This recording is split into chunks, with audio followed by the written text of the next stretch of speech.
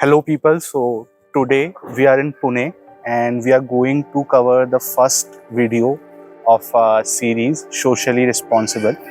In this series we will cover the story behind the efforts of various organizations working across India in order to uplift various social causes and to eradicate the problems that exist in our system, that exist in our society, but mostly people are negligent about it. And today we are at TFI, Teach For India Pune branch.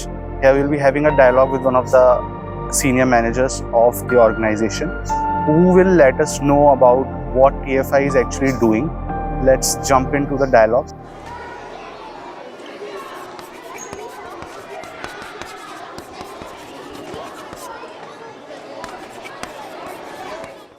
So hi Tushar, welcome to the first episode of our short dialogue series Socially Responsible, and it is among all the content which will be published on our YouTube channel Cheez.social. So let's start with a quick introduction of what we are doing at Teach For India. Sure. Firstly, thank you so much for this opportunity. I think it's wonderful to talk to you. I think so my name is Tushar. I work currently as the Senior Manager for Regional Partnerships at Teach For India Pune. So Teach For India is basically it's a leadership development organization. It started in 2009 by Shaheen Mistry. She's our founder and CEO. And we work with the vision that we want to eliminate education inequity from the country. And we all operate with the firm belief that education is what is the single most important driver for moving masses out of poverty. So with this belief that every child in our country deserves an excellent education, I think we started working in 2009, and right now we work across 7 different cities directly through our fellowship program. And through our alumni and different innovation programs, we work across the country in different aspects of education with the intention of giving excellent education to every child in the country. More than interesting, it sounds like a very deep vision, because as you have mentioned that education is one of the things which can take out people from the deep poverty and in some way liberate them. So I just want to know that how you became the part of this particular vision, because initially we can't say that you initially had that vision, but suddenly you must had a pivot towards this kind of thing. So where it happened and how it happened? Sure, I mean that's a very interesting question. I think because back when I was growing up, we didn't even know these were options, right? I mean, I've grown up in a very traditional setup where you either become engineers or doctors. And as things would have it, I did follow my peers. I became an engineer. I was working in the IT sector for a short while.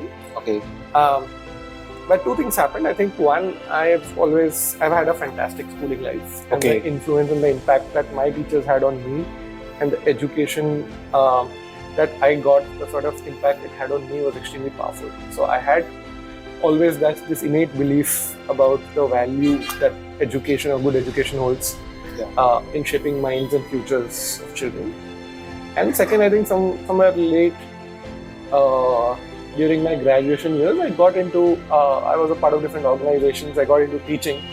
And that's when I realized I also probably enjoy teaching and interacting with young students a lot. So I think these 2 things, my belief in education, 2, I think just sort of enjoying the profession of teaching, and 3, the usual dissatisfaction, disillusionment with your daily sort of job and wanting something more challenging. The monotonicity of that exactly. So life. all of these things sort of, but I also didn't want to sort of take the conventional route of becoming a teacher full time. Got it. So I was exploring, and that's when in 2015 I came across this opportunity of Teach For India. And right from my first interaction, right, be it on their calls or when I met people during the interview, even the person who took my interview itself was also a TFI alumni. I think the biggest advantage or the biggest plus point of being in TFI for so long has just been an opportunity to work with fantastic people who come across different walks of life, but all of them are very, very passionate about a common vision. So I think that's something that's just very refreshing in our being. So as we were talking about the conventional career routes that people follow, because I myself is an engineer, and in India I think right now it is changing, but not with the pace that we expect.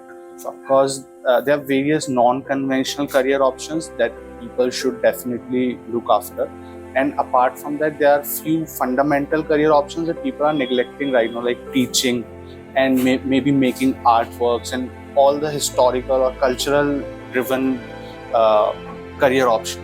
Right. So talking about what has happened in the past, that as we are focusing up more about the artisans, the artworks, the culture and history of a particular place, and talking about the non-conventional upcoming career options like content creation, which is surely on boom right now. So how do you find balance between these two using this organization? In a way, I want to ask, are we educating, are we moving towards the direction where students can know that these are also the career options? Brief intro about that as well.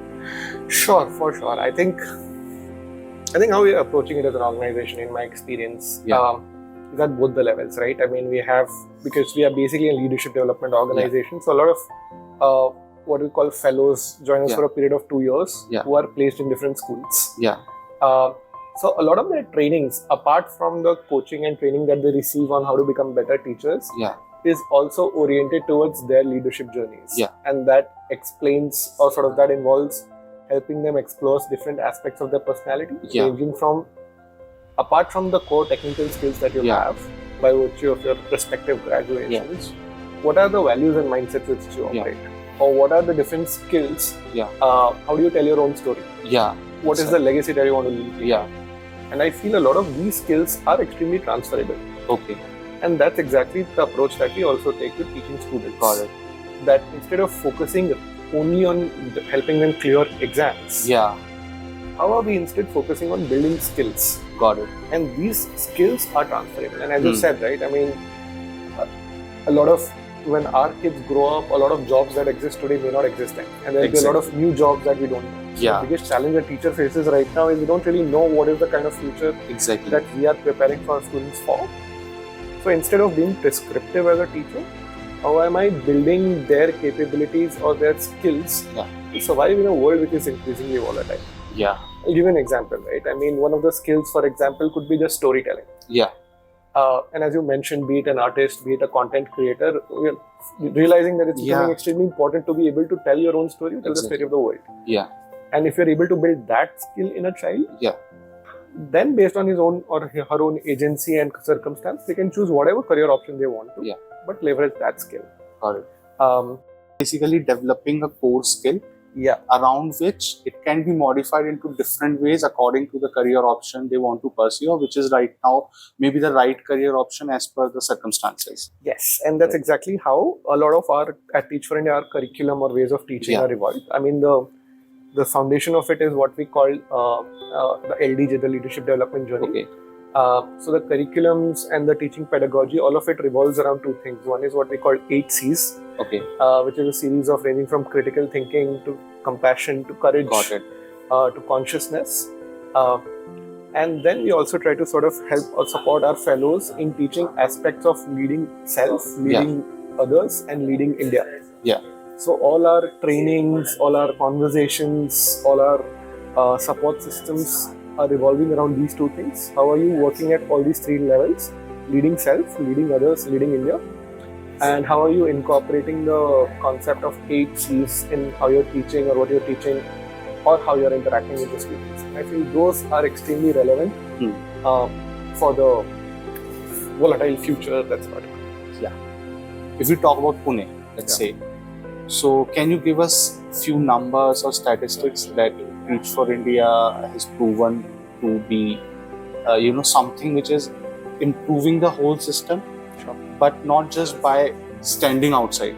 Because one thing is that someone is giving donation for some particular thing. That is one aspect. That is also great. So can you give us a brief that how many how many fellows are there, or how many people are actually involved on the ground with Teach For India? For sure.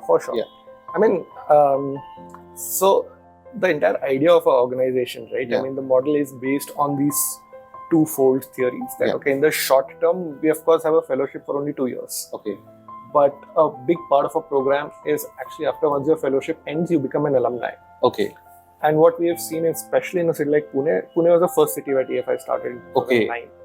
So the 12 years, a significant percentage of our alumni even after having finished their fellowship, have stayed back and continued to work in education. Okay.